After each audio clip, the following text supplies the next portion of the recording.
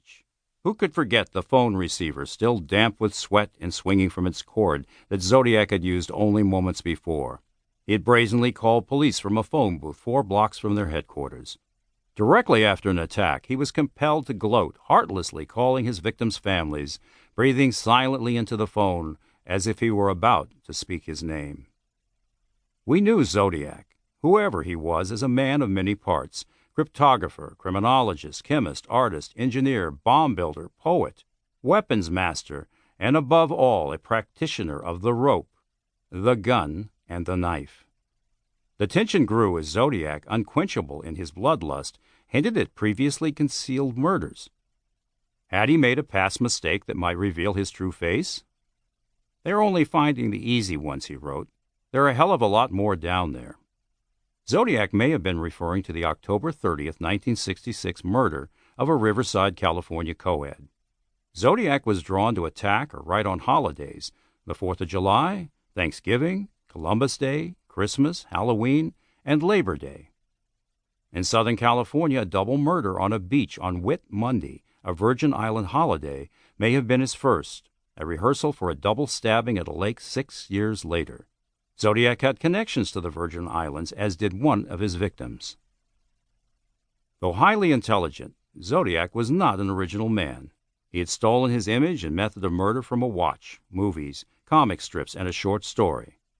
His M.O. had been laid out in advance on the pages of his favorite adventure tale.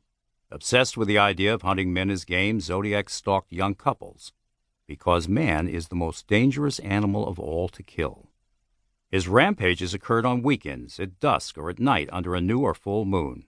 He cloaked himself in astrology, though that may have been a sham, and apparently cast his own horoscope to determine when he struck.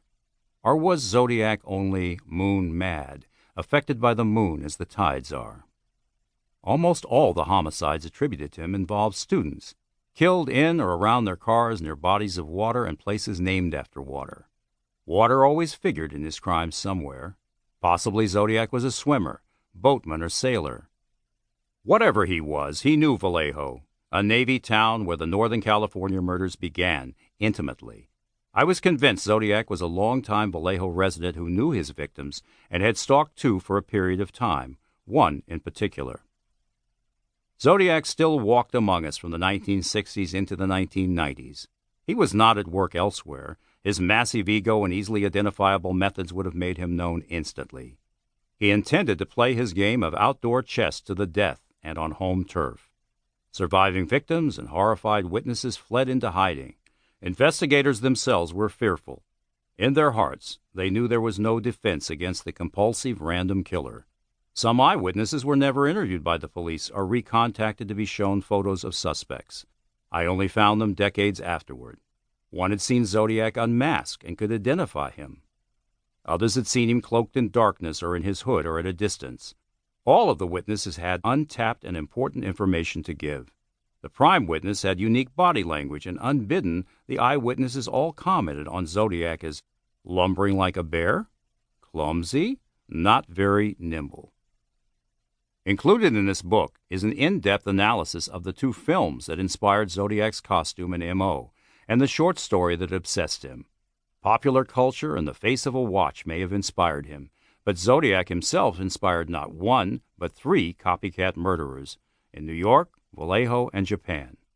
Beginning in 1986, I set out to tell the end of Zodiac's chilling story, using the complete FBI file on Zodiac, confidential state and police files, and internal and interdepartmental law enforcement memos, psychological and parole officer files, psychiatrist sessions with the chief suspect, lie detector tests, never published newspaper stories, unused reporters' notes, and outtakes from television interviews. I have tried to make this book as accurate an account as 30 years of research can provide.